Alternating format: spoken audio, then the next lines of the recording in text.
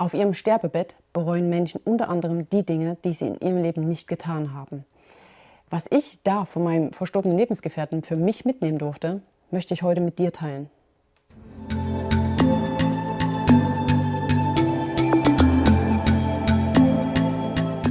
Es ist gerade kurz vor Weihnachten und wahrscheinlich kennst du das. Das ist diese Zeit, wo man etwas ruhiger wird, etwas mehr in sich kehrt. Gefühlt wird die Grenze zwischen den Welten, zwischen dem Jenseits und unserem Hier etwas dünner. Man wird etwas melancholischer.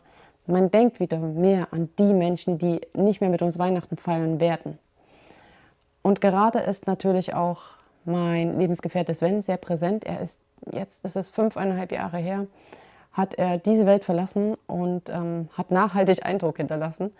Unter anderem ist mir aufgefallen, allerdings erst nachdem ich wirklich drüber nachgedacht habe, wie intensiv und wie schnell er sein Leben gelebt hat. Bei ihm gab es nicht dieses Klassische, was ich auch von mir kenne, irgendwann will ich mal, das mache ich wenn, also immer dieses Hinausschieben in die Zukunft. Irgendwie wartet man so ein bisschen auf den perfekten Zeitpunkt und will erst noch was erledigen, bevor man irgendwas macht oder fühlt sich ja wirklich noch nicht bereit. Und das gab es bei ihm einfach nicht.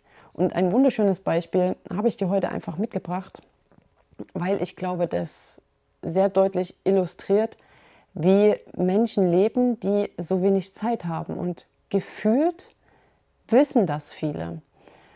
So hat, wie gesagt, der Sven schon sehr intensiv gelebt und auch sehr schnell. Und auch wenn ich auf einen Promi gucke, der mich mein Leben lang schon begleitet, das war Bruce Lee, jetzt lächle bitte nicht.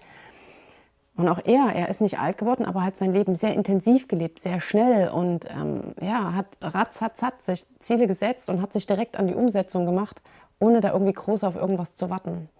Das nehme ich auf jeden Fall mit. Aber jetzt zu dem Beispiel, was ich für dich mitgebracht habe. Es war irgendwann 2016. Ich glaube, es war eher im Sommer. Genau weiß ich es allerdings nicht mehr. Es ist gerade ein neues Magazin erschienen, das ist die Runners World, das ist eine Zeitschrift für Läufer, überraschenderweise. Und darin hatte ich etwas gelesen über den Two Oceans Marathon. Das ist ein Ultramarathon in Kapstadt in Südafrika, der was um die 59 Kilometer hat und ein paar Höhenmeter, aber als der World's Most Beautiful Marathon bezeichnet wird. Und ich habe die Bilder gesehen und war sofort total schockverliebt. Zumal wir Anfang 2016 schon in Südafrika waren und uns so ein bisschen in dieses Land verguckt haben. Und da kam das irgendwie so wie auf Bestellung.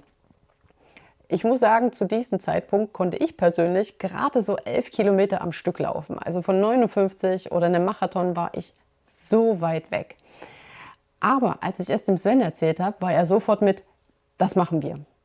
Und ich denke so, klar, eines Tages machen wir das. Aber nein, wie ich ja schon sagte, bei ihm gab es eines Tages nicht. Er war so direkt, was müssen wir machen? Wie kommen wir dahin? Was brauchen wir für eine Vorbereitungszeit? Plan mal.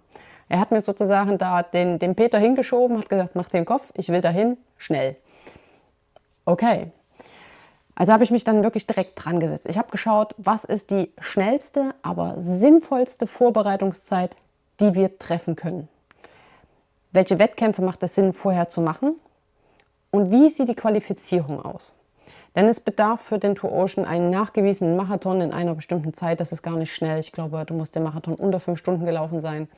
Aber er durfte nicht älter als 6 Monate sein. Nagel mich nicht drauf fest, mir war wie 6 Monate. Es ist schon eine Weile her. Und dementsprechend habe ich dann geplant, welche Laufwettkämpfe gibt es in Deutschland, die auch in diesen Rahmen passen. Was brauchen wir an Vorbereitungszeit?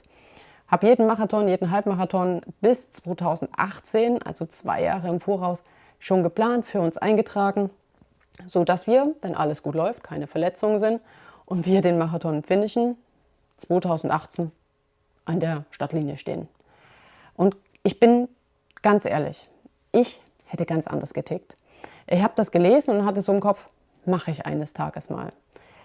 Dass ich dann direkt losgeplant hätte, bin ich persönlich bis jetzt nicht der Typ gewesen. Aber hätte er diesen Druck nicht gemacht und wir wären erstmal ganz normal, ne, wir hätten uns auf 10 oder wir wären mal Halbmarathon gelaufen, wir hätten das so ganz gemütlich aufgebaut. Eventuell hätten wir das Ziel sogar aus den Augen verloren, wer weiß das schon. Oder es wäre später gewesen, weil wir gebummelt hätten. Auf jeden Fall sind wir den Two Oceans Marathon, der wirklich ein wunderschöner Marathon ist, am 31. März 2018 gelaufen, haben ihn beide erfolgreich gefinisht. Und ja, keine 3 Monate später hat Sven diese Welt verlassen.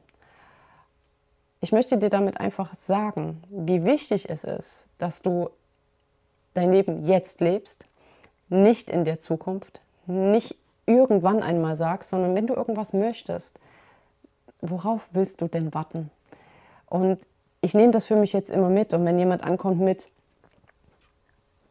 machen wir irgendwann mal, wo ich dann immer sage, ich weiß gar nicht, ob ich nächste Woche überhaupt noch da bin. Ich weiß nicht, was ich mir für dieses Leben vorgenommen habe. Vielleicht werde ich steinalt, vielleicht werde ich auch bloß 45. Ich weiß es nicht. Ich möchte dir heute nur mitgeben, lebe dein Leben, genau jetzt.